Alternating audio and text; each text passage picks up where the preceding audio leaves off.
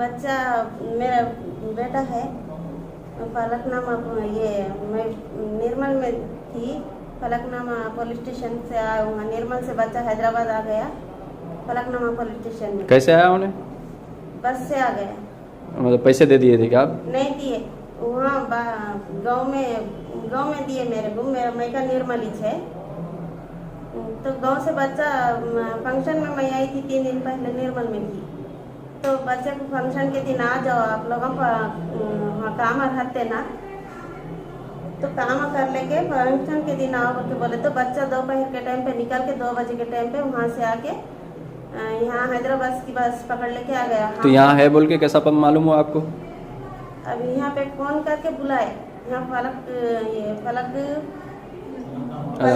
Police station है। ये यहाँ पे एक बच्चा मिस हो गया। बच्चा नंबर बोला तो नंबर के ऊपर फोन करके मेरे को इत्तला कर दिए। इसलिए मैं आके बच्चे को यहाँ पे लेके जाई।